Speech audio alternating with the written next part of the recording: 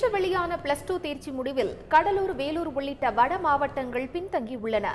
இதற்கான காரணம் என்ன என்பது குறித்து விளக்குகிறார் எமது செய்தியாளர் சங்கரன். 12ஆம் வகுப்பு பொதுத் தேர்வு முடிவுகள் பல்வேறு புதிய புள்ளி விவரங்களுடன் இன்று காலை வெளியாகின.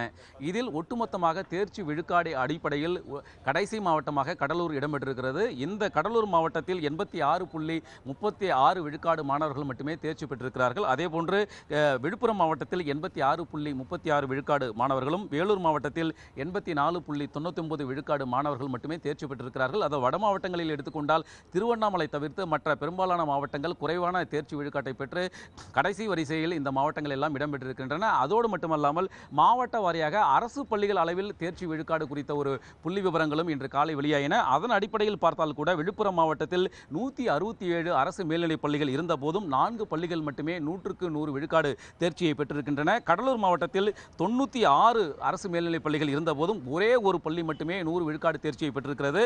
வேலூர் மாவட்டத்தில் எடுத்துக்கொண்டால் 166 மேல்நிலைப் பள்ளிகள் இருந்த போதும் வெறும் 3 பள்ளிகளும், திருவண்ணாமலை மாவட்டத்தில் 130 அரசு மேல்நிலைப் பள்ளிகள் இருந்த போதும் வெறும் 7 பள்ளிகள் மட்டுமே 100க்கு 100 விழுக்காடு தேர்ச்சியை பெற்றிருக்கின்றன.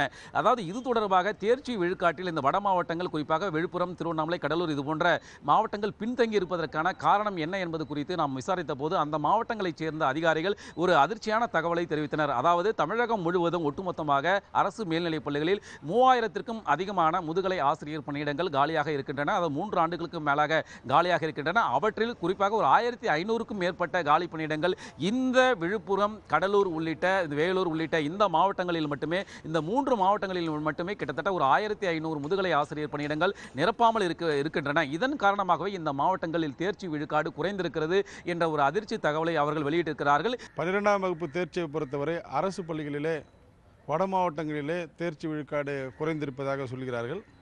அவற்றை நாங்கள் எவ்வாறு பார்க்கிறோம் என்று சொன்னால், தென் மாவட்டங்களை விட வட மாவட்டங்களிலே ஆசிரியர்களுடைய பற்றாக்குறை இருப்பதாக நாங்கள் கருதுகிறோம்.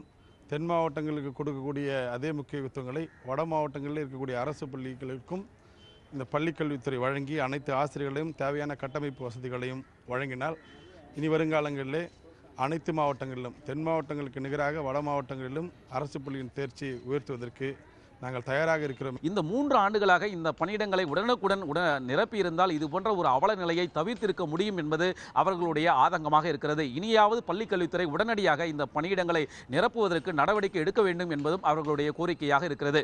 தந்தி டிவி செய்திகளுக்காக ஒளிப்பதிவாளர் பாலாஜியுடன்